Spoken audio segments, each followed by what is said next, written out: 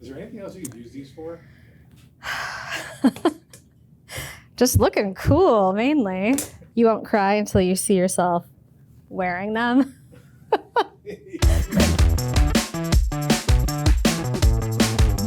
In a world of kitchen gadgets, there are hundreds of items that are designed to do just one task. Alton Brown called them Unitaskers. He hated them. But can some Unitaskers actually do their job better than cobbling together gear you already have in your house? Kate and I are going to give you the full rundown of some of our favorite and least favorite single function tools so you can decide if they're worth it. But first, we have a book coming out. It's called Kitchen Gear, The Ultimate Owner's Manual. The two of us have 30 years of combined experience testing kitchen gear, and we've packed all of our favorite tips and tricks into this book.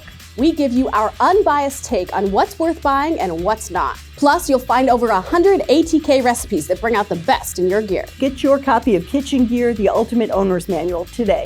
First up, Lisa with her picks. First up, Julien Peelers. Now, Julien is a classic knife technique where you cut food into matchsticks, long, very thin, rectangular pieces. They're perfect for salads and slaws, garnishes, stir fries. You can make vegetable noodles. The Julien Peeler promises to make it super easy to make Julien cuts. But is it worth it?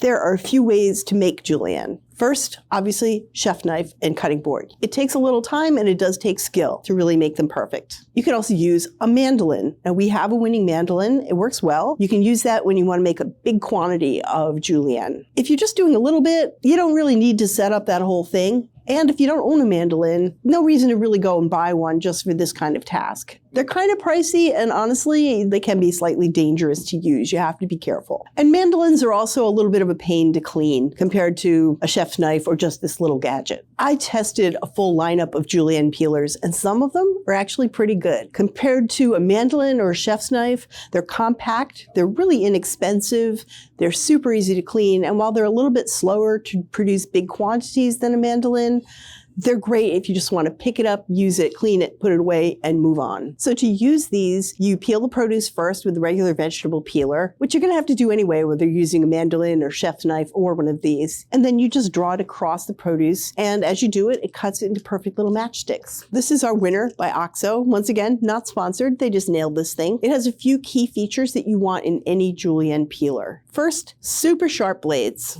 Now, obviously, right, you want it to be able to cut cleanly and neatly, but some of them were not that sharp, and they started to dull noticeably by the end of testing. This one stayed sharp throughout. You also want a nice handle that is really comfortable to use and gives you good leverage. We like this short handle, and it's got this sort of grippy surface, so when your hands are wet or whatever, it's not slipping around, and it's very easy to get good leverage and control with this. You can get beautiful matchsticks. We also found that when there was more space between the blades, food didn't get stuck and it cut more nicely into squares rather than little flat rectangular noodles. We also really liked that the head was nice and wide and had lots of teeth. So every time you put this on food, you're cutting a bunch of it at once. You don't have to keep going over areas. Is a Julien peeler worth it? We say yes. Of all the ways you can make Julien, from mandolin to chef's knife to this is the easiest, it is the quickest to set up and use, and it's probably the least wasteful. Do you have a Julien peeler? Do you love it? Do you hate it? Let me know in the comments below.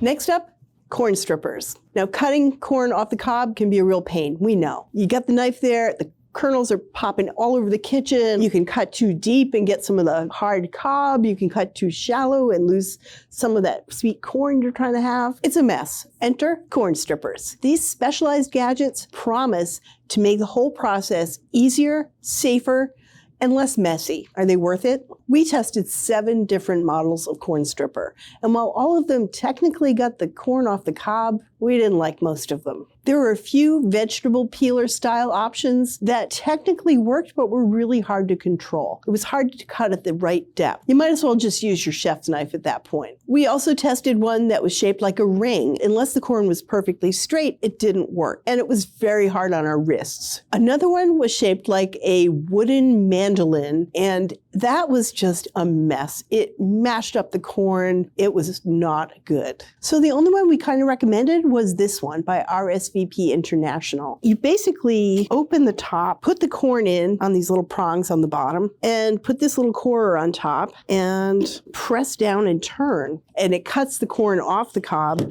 and contains all the cut kernels in this tube. And then you can just pull this top off and pour them out. Now, the only thing that we didn't love about this is that it has a bunch of parts to clean. 1, 2, 3, 4, 5 pieces you have to wash and dry, which is a lot more than just your knife and cutting board. But if you really hate cutting corn off the cob with your chef's knife, this might be your best bet. Next up on my list, the peanut butter stirrer. If you buy natural peanut butter, you know that it's not going to be this smooth, uniform consistency when you open the jar. The bottom layer is the cement-like sludge that is the peanut solids, and then it has the oils sitting on top. They separate as they sit. That's because they don't contain hydrogenated fats, which keep all that oil in the emulsion. So if you've ever really tried to mix natural peanut butter with the solids and the oil on top, you know what a mess it is. It's really hard to do without splashing the oil out, and that oil is really important to the flavor and the texture. You want it mixed together. So we found this gadget. It's called Grandpa Whitmer's Old-Fashioned Peanut Butter Mixer. It costs about $10, so we decided to try it out. It's basically a lid, and this fits all standard 16-ounce jars of peanut butter. They also make one that fits a 12-ounce jar, and they make these massive industrial-sized ones, depending on what you need. It has a couple real simple parts. There's a lid, and there's a little crank, and inside the lid, there is a little silicone gasket. So you just unscrew the lid of the peanut butter, put this on with the gasket and the little holder in place. And you're just going to put the crank right through. You're going to put it right into the jar, turn the crank. As you pull it back out through the lid, that silicone gasket actually wipes the crank clean. Absolutely no mess. Then you just take this lid off, put your lid of the jar back on, and that peanut butter is fully mixed and ready to use. If you keep it in the refrigerator, it won't separate out again. But if it does, just stick this back on, give it a couple cranks, and it's fully remixed. You do have to hand wash these parts, but there's only a couple of them, and it really isn't hard, especially since it cleans itself as you're using it. This is probably the ultimate unitasker. It just does this one thing, but it does that one thing perfectly. And if you eat a lot of natural peanut butter, it is a game changer. Are you a natural peanut butter person, or are you someone who wants your peanut butter to come out of that jar ready to go? Let me know in the comments. I really want to know. Now here's my final unitasker, the burger press. Now this thing is supposed to make patties. And the problem is you're pressing down that meat, you're squashing it. And every time you work the hamburger, what happens is it becomes more like sausage. The fibers of the meat kind of knit together and you get this chewy, tough consistency. This is one of the ones we tested. It's by Weber. You'd think they'd know better. I'm sorry, Weber. You should not have gotten into this. It has two platforms, one side for half-pound burgers, one side for quarter-pound. You put the meat on and then you press the dome down and it will only go as far down as that amount of meat to shape it into a big or small disc. In theory, sounds great, but you're going to compress that hamburger in a way that is not going to be good for your final product. Don't buy a burger press ever. Here's what you do instead. You want to separate the meat very, very gently. I like to do 4-ounce burgers, and then very, very, very gently, like you're patting a baby on the head. Just shape it into the shape of a patty and then put a little dimple in the middle, and that helps it not puff up. And that's it. That's all you have to do. Just let it cook. Leave it alone. Don't press it. So those are my recommendations and warnings. Now here's Kate with some more gadgets.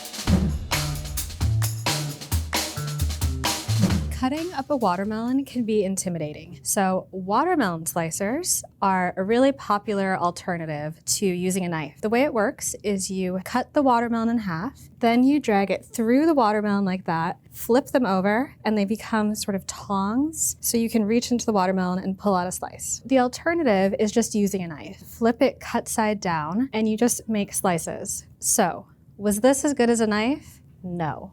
It was not. We tested these with a ton of watermelons and the results were super clear and also very disappointing. First, the watermelons released just as much juice with this as they do when you use a knife. Also, These were actually surprisingly hard to control. When you drag them through the watermelon, it's really hard to position them exactly against the rind. You end up leaving behind a lot of fruit, which is super annoying. Also, you have to be really careful. Every time you make a slice, you want to line up this blade with the slice you just made. So in order to get the most out of it, you have to be really careful, and it's really hard to do. Because it's really hard to tell how far you're slicing into the watermelon, we found that we either cut too deep or we cut too shallow.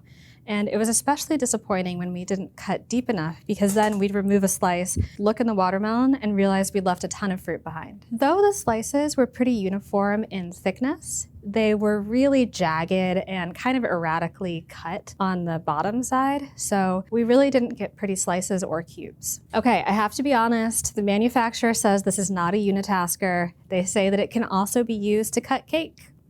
Very intriguing, so we tried it, and the results were just as bad. So do not use this for watermelon, do not use this for cake.